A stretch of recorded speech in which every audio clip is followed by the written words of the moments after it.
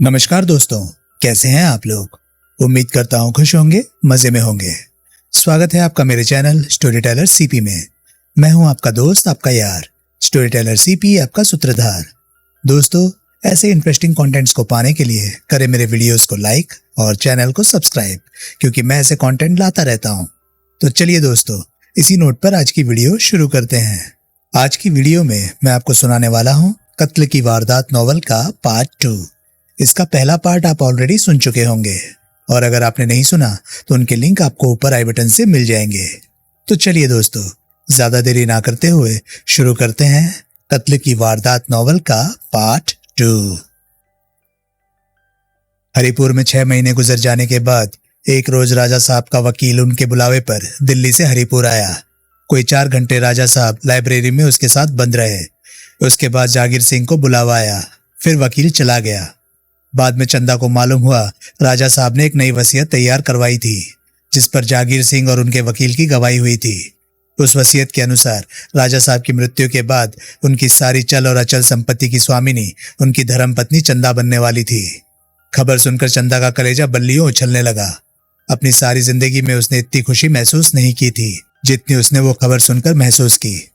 अपनी आंखों के सामने उसे अपने हजारों रंगीन सपने साकार होते दिखाई दिए। अगले दिन करवा चौथ का त्योहार था। उस दिन चंदा ने बड़ी निष्ठा से व्रत रखा और दिल से अपने पति की शीघ्र मृत्यु की कामना की। लेकिन राजा साहब तो लगता था अभी और 50 साल इस सृष्टि में हिलने वाले नहीं थे। चंदा को लग रहा था कि कूल्हे की हड्डी की विकार की वजह से उनके किसी भी वक्त मृत्यु हो जाने की संभावना को बहुत बड़ा चढ़ाकर चंदा को सुनाया गया था। लेकिन शायद हकीकतन ऐसा कुछ नहीं था। अगर कटी टांग की ओर ध्यान न दिया जाता तो राजा भवानी सिंह रेस के घोड़े की तरह फिट मालूम होते थे। लेकिन पेचीदगी पैदा होने में क्या देर लगती थी। चंदा ने आशापूर्ण ढंग से सोचा, मौत की 1000 वजह हो सकती है, वजह बनाई जा सकती है, अभी जल्दी क्या थी। फिर एक नई समस्या आ खड़ी हुई। स्वामी भक्त नौकर जागीर सिंह ने हरिपुर की बोर और तनाव जिंदगी से घबराकर नौकरी छोड़कर चले जाने का फैसला कर लिया। उसने नोटिस दे दिया। तनख्वाह बढ़ा देने जैसा कोई लालच उसका इरादा बदलने में कामयाब ना हो सका। बड़ी मुश्किल से राजा साहब उसे इस बात के लिए तैयार कर पाए कि जब तक वे उसके स्थान पर किसी नए व्यक्ति को नियुक्त ना कर ले वो उन्हें छोड़कर ना जाए। फिर अखबार में विज्ञापन दिया गया। 7-8 प्रार्थियों में से विक्रम सिंह को छांटकर उसकी नियुक्ति की गई। विक्रम पर निगाह पड़ते ही चंदा को अपनी दूसरी इच्छा भी पूरी होती दिखाई दी। हम बिस्तर होने के लिए हट्टा कट्टा नौजवान मर्द। उसके लिए तो विक्रम जैसे आसमान से टपका था। शुक्र था राजा साहब ने कोई उजड़ गवार या जागीर सिंह जैसा स्वामी भक्त और नैतिकता को प्राथमिकता देने वाला या कोई अपने जैसा अधेड़ उम्र का व्यक्ति नहीं रख लिया था। विक्रम तो सूरत से ही औरतों का रसिया और एक नंबर का हरामजादा व्यक्ति लग रहा था। कैसी ला टपका रहा था उसे देखकर।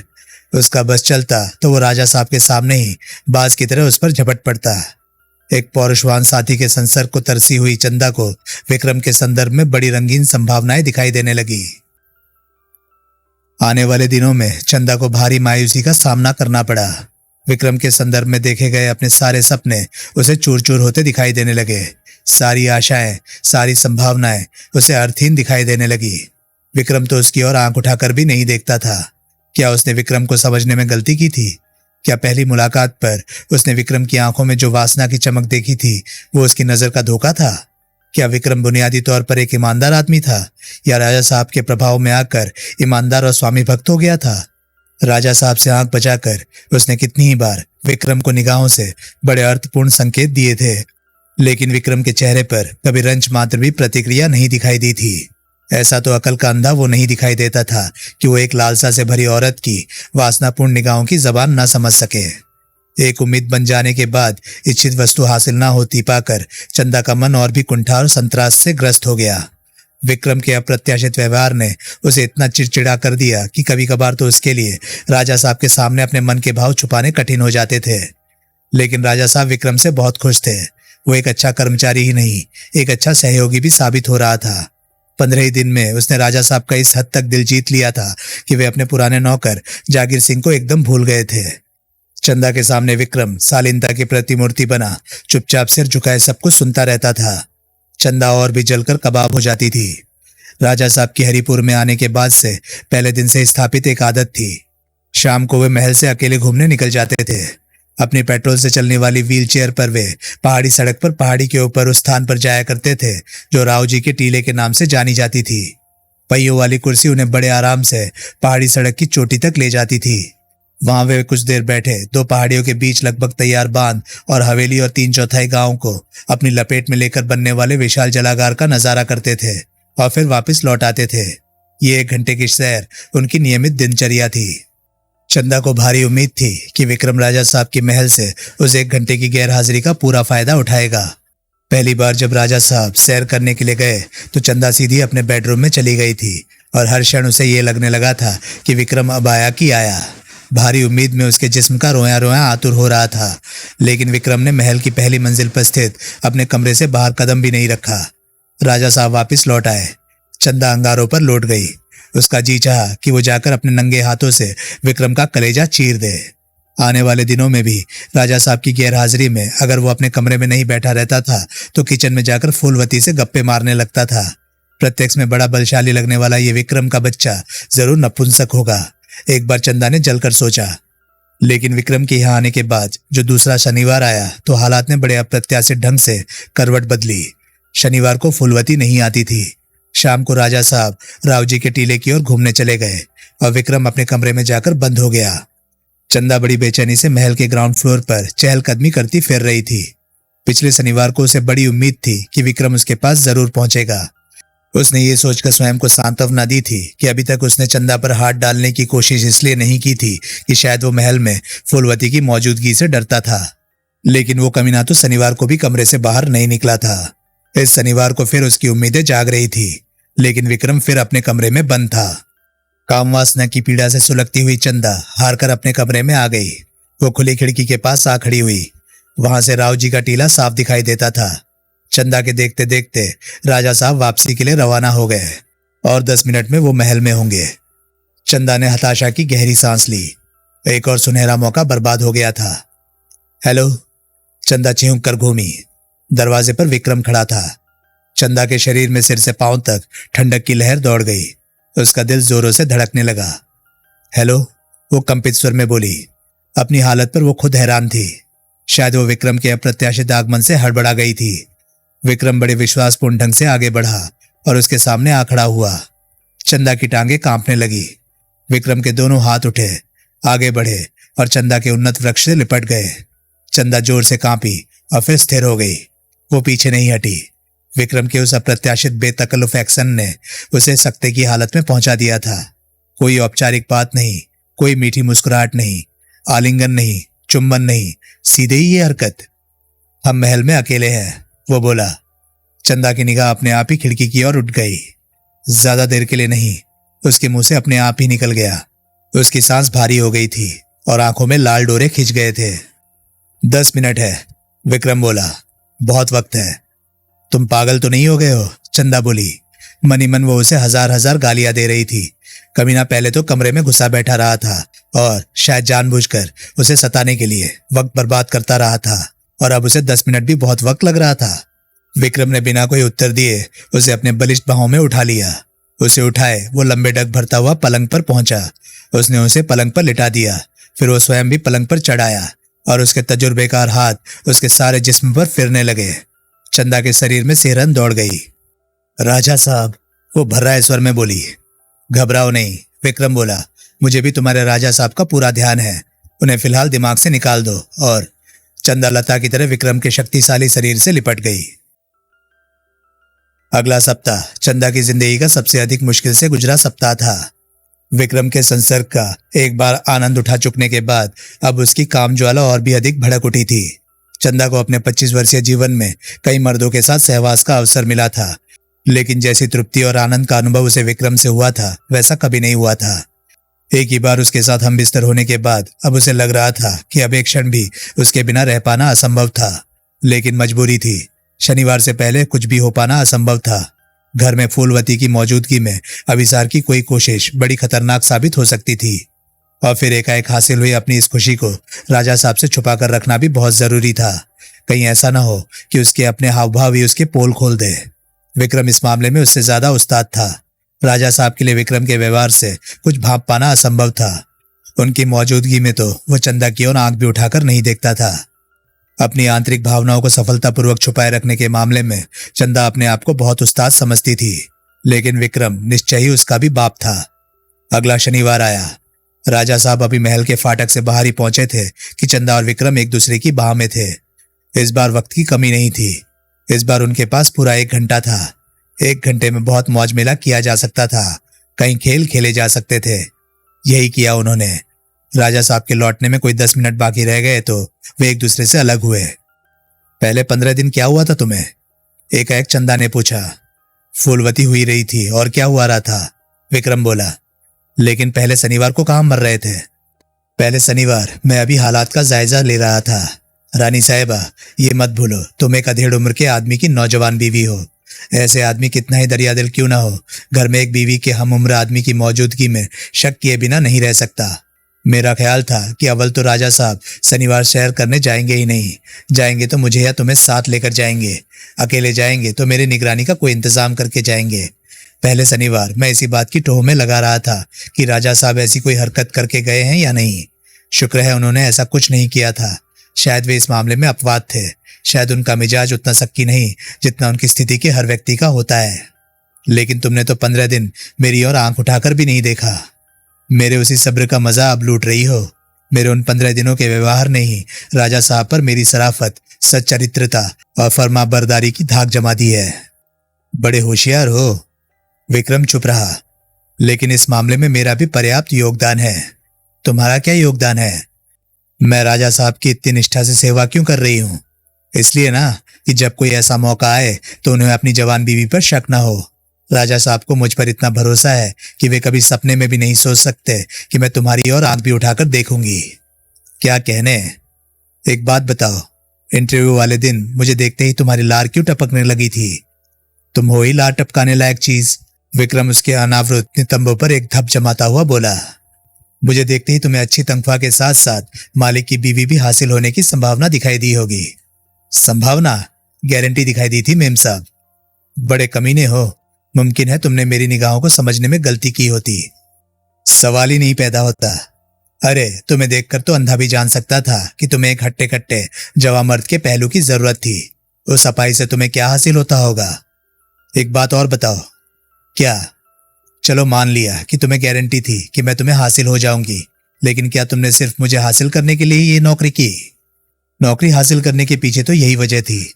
सच पूछो तो मैं तो इनकार करने वाला था। जब तुमने राजा साहब के बेडरूम में कदम रखा था, तुम पर निगाह पड़ते ही मैंने अपना इरादा बदल दिया था। लेकिन अब जबकि मैं तुम्हें हासिल कर चुका हूं, अब नौकरी पर टिका रहने के लिए किसी और लालच की जरूरत है। और लालच क्या? मुझे दौलत की गंध लग रही है। राजा साहब रईस आदमी है। क्या पता कोई ऐसा चक्कर चल जाए कि बंदे के हाथ भी कुछ लग जाए। कैसे? अभी इस बारे में मैंने कुछ सोचा नहीं। कोई हेरा फेरी करोगे? क्या हर्ज है? बड़े खतरनाक आदमी हो। हूं, लेकिन लोगों को लगता नहीं। जैसे राजा साहब को मैं खतरनाक आदमी नहीं लग रहा। तुम्हें मैं ऐसा आदमी इसलिए लग रहा हूं क्योंकि तुम्हारे हर सवाल का जवाब मैं एकदम सच सच दे रहा हूं। क्यों? क्योंकि हम दोनों एक ही थैली के चट्टे बट्टे हैं। मतलब ये जाने मन कि तुम भी तो दौलत की ही दीवानी हो। तुमने भी तो राजा साहब जैसे अधेड़ उम्र के अपाहिज आदमी को दौलत की खातिर ही अपने मोहजाल में फंसाकर शादी की हद तक पहुंचाया है। इस हकीकत से तुम इनकार नहीं कर सकती। इनकार करोगी भी तो मुझे विश्वास नहीं होगा। मैं तुम्हारे जैसी औरतों की जात पहचानता हूं। चंदा के चेहरे पर पहले क्रोध के भाव उभरे, फिर धीरे धीरे उसके होंठों पर एक क्रूर मुस्कुराहट आ गई। अभी बुढ़े से शादी का कोई इनाम मिला या नहीं? कोई नावा पत्ता हाथ आया या नहीं? विक्रम ने पूछा। ऐश तो है ही, चंदा बोली। मैं ऐश की बात नहीं कर रहा हूं। ऐश तो तुम किसी की रखेल भी बनकर कर सकती थी। मैं पूछ रहा हूं कोई लंबा हाथ मारने का चक्कर चला या नहीं? अभी नहीं, लेकिन स्थिति बड़ी आशाजनक है। मतलब? राजा साहब ने एक नई वसीयत की है जिसके अनुसार उनकी मौत के बाद उनकी सारी चल अचल संपत्ति की इकलौती वारिस मैं होंगी। मौत के बाद? लेकिन वो तो अभी 50 साल और इस दुनिया से नहीं हिलने वाला। तुमसे शादी करने में तो लगता है उसकी जवानी फिर से लौट आई है। तुम्हारे लाठी टेक कर चलने की उम्र में पहुंच जाने के बाद अगर उसकी दौलत तुम्हारे हाथ आई तो क्या फायदा हुआ? शायद उसकी जिंदगी इतनी लंबी ना हो। शायद मेरा मुकद्दर अच्छा हो, वो कल ही गश खाकर गिरे और कभी ना उठे। शायद उसका दोबारा एक्सीडेंट हो जाए। शायद। सपने देखने बंद करो। विक्रम एक कोहनी के सहारे उचककर खिड़की से बाहर झांकता हुआ बोला, वो आ रहा है। लानत है, चंदा मुंह बिगाड़ कर बोली और उठकर कपड़े पहनने लगी। विक्रम उससे बहुत पहले कपड़े पहनकर तैयार हो गया। दरवाजे के पास वो एक क्षण के लिए ठिठका, घूमा और बोला, मौज बहार का शुक्रिया, अगले शनिवार तक के लिए अलविदा।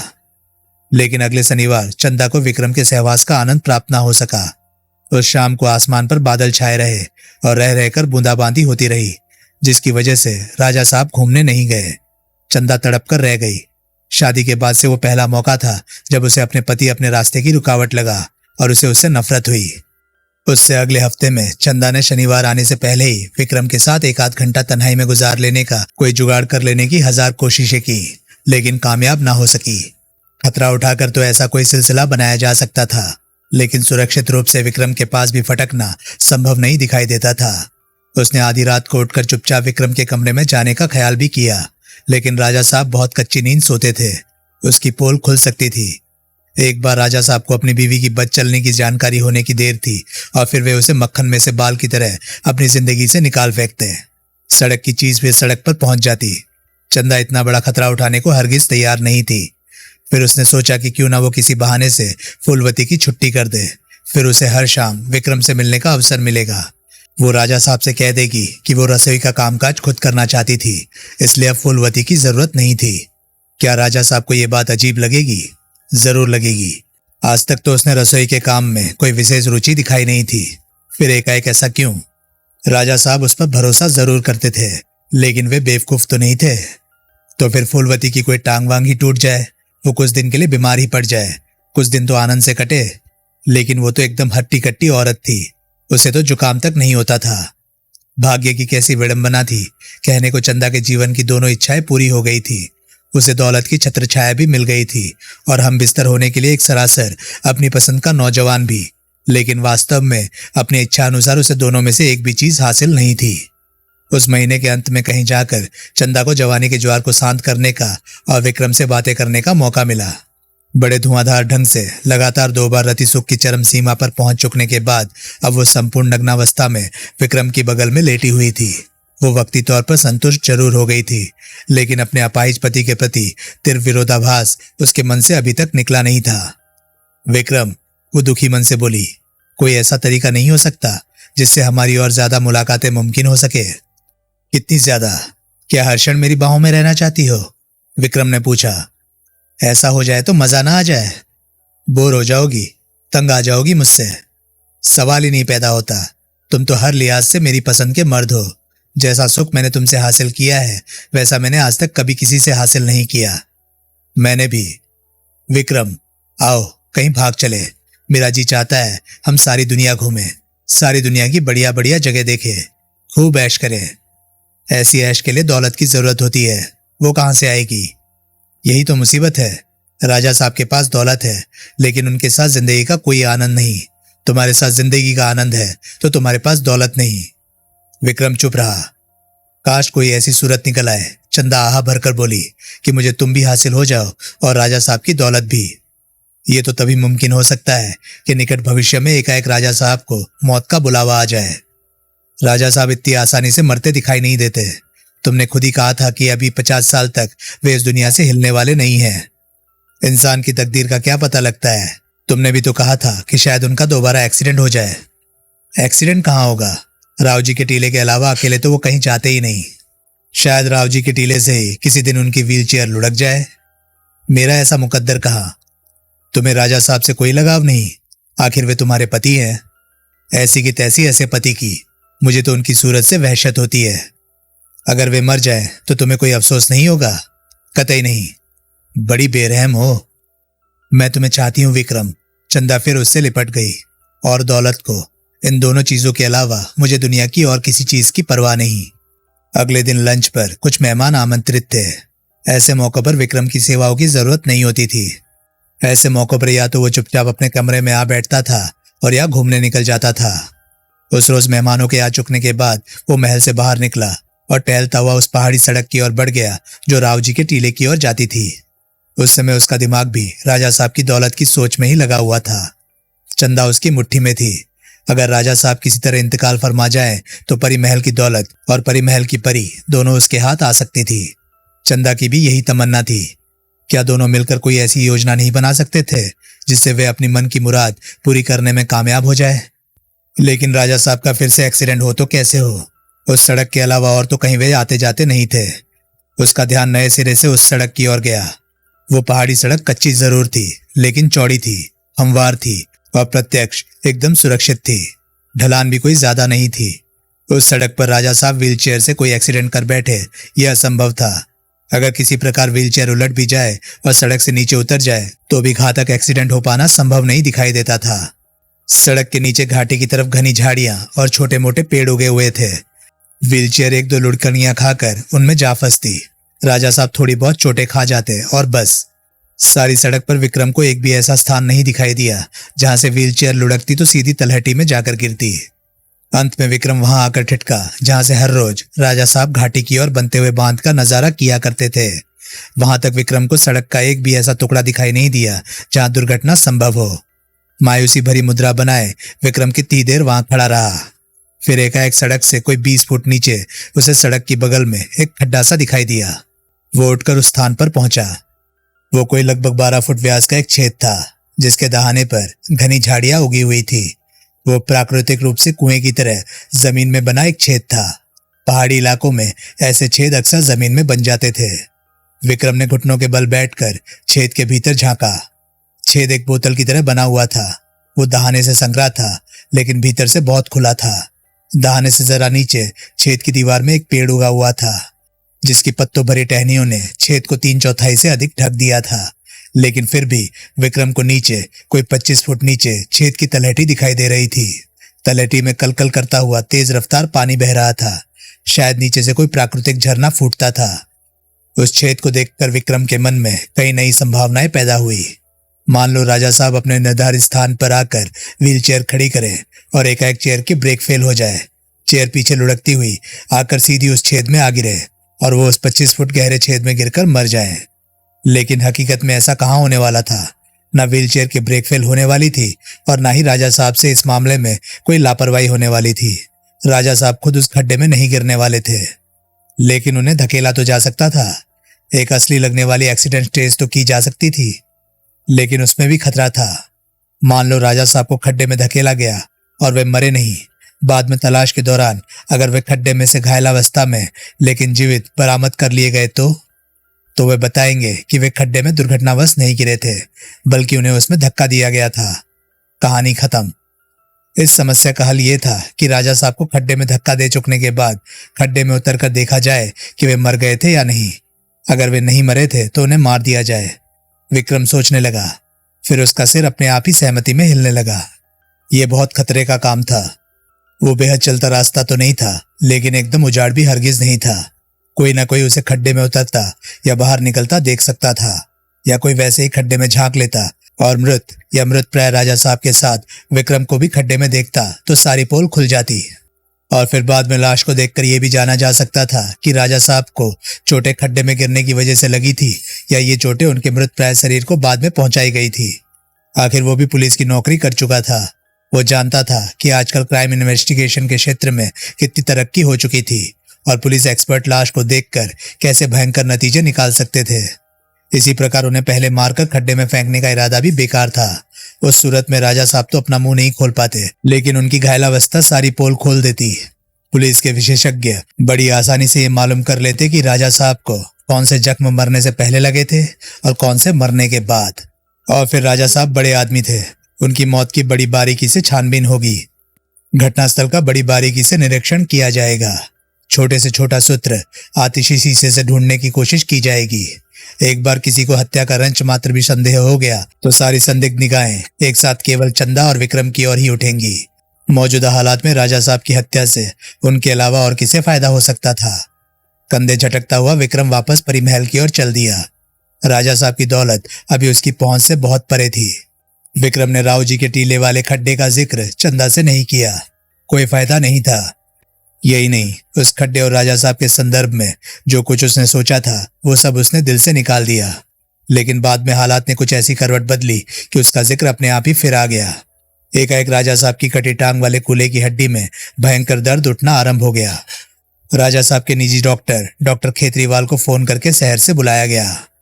डॉक्टर ने उनका मुआयना किया, दवा दी और ये कहकर चला गया कि एक बार दर्द ठीक हो जाने के बाद उन्हें अस्पताल जाना पड़ेगा ताकि और अच्छी तरह से चेकिंग की जा सके।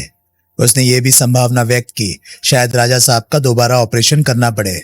फिलहाल उन्हें पूरे आराम की जरूरत थी। पूरे आराम का मतलब था राजा साहब की शाम की राव जी के टीले की सैर बंद।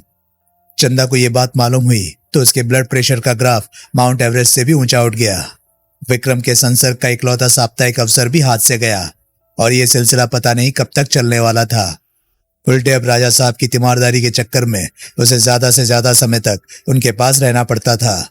चंदा का दिल राजा साहब के प्रति घृणा से जल उठा। मौजूदा सिलसिले में एक बात का उसे फायदा भी हुआ। राजा साहब अब हर क्षण बिस्तर में पड़े रहते थे।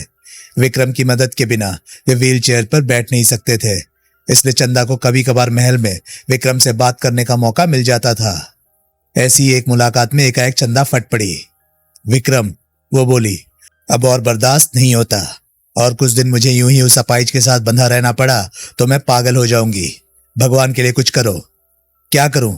विक्रम बोला, कुछ भी करो, कुछ भी। जानती हो क्या कह रही हो? हाँ जानती हूं। अब राजा साहब को भगवान का बुलावा आ ही जाना चाहिए। कत्ल की सजा जानती हो? जानती हूं, फांसी ही तो लग जाएगी और भी जिंदगी कौन सी मौत से बेहतर है। राजा साहब के पिंजरे में बंद रहना या जेल में बंद रहना एक ही बात है, लेकिन यह पिंजरा सोने का है। मुझे इससे नफरत है। मैं आजादी चाहती हूं। मैं तुम्हारे साथ पूरी आजादी से जीवन के सुख भोगना चाहती हूं। मैं भी यही चाहता हूं, लेकिन सवाल यह है हम करें क्या? कोई तो तरीका होगा। तरीके तो हजार हो सकते हैं, लेकिन हमें सुरक्षित तरीका चाहिए। मैंने एक तरीका सोचा था, लेकिन वो, यानी कि इस बारे में तुम पहले ही विचार कर चुके हो? हाँ। तुमने मुझे पहले क्यों नहीं बताया? अब बता देता हूं। विक्रम ने उसे राव जी के टीले के खड्डे के बारे में सब कुछ बता दिया। मैंने भी सुन रखा है उस खड्डे के बारे में, चंदा बोली। वो खड्डा इस इलाके में पाताल की आंख के नाम से मशहूर है। विक्रम ने उसे विस्तार से बताया कि उसने राजा साहब की हत्या की क्या तरकीब सोची थी और क्यों उस तरकीब पर अमल करना खतरनाक था। कमाल है। सारी बात सुन चुकने के बाद चंदा हैरानी से बोली, पुलिस सिर्फ लाश के मुआयने से इतनी बातें जान सकती है? हाँ, लेकिन लाश फौरन थोड़ी ही मिल जाएगी। क्या पता लाश मिलने तक वो इतनी सड़ गल चुकी हो कि कुछ भी पता ना लगे। लाश लगभग फौरन मिल जाएगी। शहर को गए राजा साहब जब वापस नहीं लौटेंगे तो सबसे पहले उन्हें कहाँ तलाश किया जाएगा? उस रास्ते पर जिस पे वे रोज सैर करने जाते हैं। बस फिर जो भी उन्हें तलाश करने जाएगा वो सबसे पहले जाकर पाताल की आंख में ही झांकेगा। लेकिन खड्डे के नीचे से तो झरना बहता है। हाँ, क्या वो काफी गहरा है? मालूम नहीं, लगता तो गहरा ही है। पानी तो बहुत दूर है और पानी बहता भी काफी तेजी से लगता था। फिर तो यह भी हो सकता है कि लाश पानी के बहाव के साथ बह जाए और कहीं की कहीं निकल जाए। अगर ऐसा हो जाए तो लाश तो बरामद ही नहीं होगी। फिर उसका मुआयना क्या होगा? विक्रम विचारपूर्ण स्वर से बोला, मुझे ये बात नहीं सूझी थी, लेकिन इसके लिए जरूरी है कि वो जाकर गिरे पानी की धारा में ही, कहीं लाश किनारे ही लगी ना रह जाए। ये कोई मुश्किल काम नहीं है। मैं पहले उसके सिर पर प्रहार करके उसे बेहोश कर दूंगा और फिर एक रस्सी के सहारे उसे नीचे लटकाकर उसे सीधे धारा में ही डाल दूंगा। लेकिन सबसे पहले हमें यह भरोसा कर लेना होगा कि पानी वाकई गहरा है और उसका बहाव इतना तेज है कि वो दो मन लाश को अपने साथ बहाकर ले जाए। मैं मौका लगने पर पाताल की आंख में उतरकर झरने के बहाव का मुआयना करके आऊंगा। वार्तालाप समाप्त हो गया। उसी रात को भोजन के बाद 1 घंटे की छुट्टी लेकर विक्रम परी महल से बाहर निकला। महल में से उसने एक लंबी रस्सी और एक 4 सेल की टॉर्च तलाश कर ली थी। वो राव जी के टीले की ओर चल दिया। उस रात चांद निकला हुआ था और रास्ता सुनसान था। वो पाताल की आंख के पास पहुंचा। उसने टॉर्च जलाकर उसका प्रकाश खड्डे में डाला। वो कुछ क्षण उसका निरीक्षण करता रहा। फिर उसने रस्सी का एक सिरा समीप ही उगे हुए पेड़ के तने के साथ बांधा और रस्सी खड्डे में लटका दी। वो रस्सी पकड़कर खड्डे में लटक गया और दहाने पर उगे झाड़ झंकाड़ों से उलझने से बचता हुआ नीचे उतरने लगा। कुछ ही क्षण बाद वो अंधेरे खड्डे के तले में था। पानी की धारा के किनारे पर उगी एक चट्टान पर उसके पांव टिक गए। उसने टॉर्च जलाई और उसका प्रकाश चारों ओर डाला। उसने देखा उस खड्डे का निचला भाग उसके दहाने के कम से कम दुगना चौड़ा था। पानी की धारा कोई 4 फुट चौड़ी थी। पानी चट्टानों से टकराता, शोर करता, काफी तेज रफ्तार से बह रहा था। पानी एकदम साफ था, इसलिए तला साफ दिखाई दे रहा था। उसने पानी के कोई 3 फुट गहरा होने का अनुमान लगाया। उसने अपनी एक आस्तीन कंधे तक चढ़ा ली और नंगी बाहें पानी में डुबोई। उसके लिए पानी में अपनी बाह स्थिर रखना कठिन हो गया। पानी का वेग निश्चय ही बहुत प्रबल था। वो लाश को बड़ी आसानी से अपने साथ बहाकर ले जा सकता था। उसने बाह निकाल ली और फिर बहाव की दिशा में टॉर्च का प्रकाश डाला। आगे गुफा इतनी संकरी हो गई थी कि पानी एकदम उसकी छत को छू रहा था। उसे लगा कि लाश पानी के साथ बहकर सहूलियत से वहां से निकल सकती थी, लेकिन लाश बहकर जाएगी कहां? तो दोस्तों, ये था कत्ल की वारदात नॉवल का पार्ट 2। ये पार्ट आपको कैसा लगा, प्लीज अपनी राय कमेंट सेक्शन में मुझे जरूर बताएं। और हाँ, अगर आपको मेरे वीडियोस पसंद आ रहे हैं तो प्लीज उन्हें लाइक कीजिए और चैनल को सब्सक्राइब कीजिए, क्योंकि मैं ऐसे कंटेंट लाता रहता हूं। तो चलिए दोस्तों, मैं मिलता हूं अब आपसे अगली वीडियो में। तब तक के लिए नमस्कार, गुड बाय। सेफ रहिए, खुश रहिए, मजे करिए।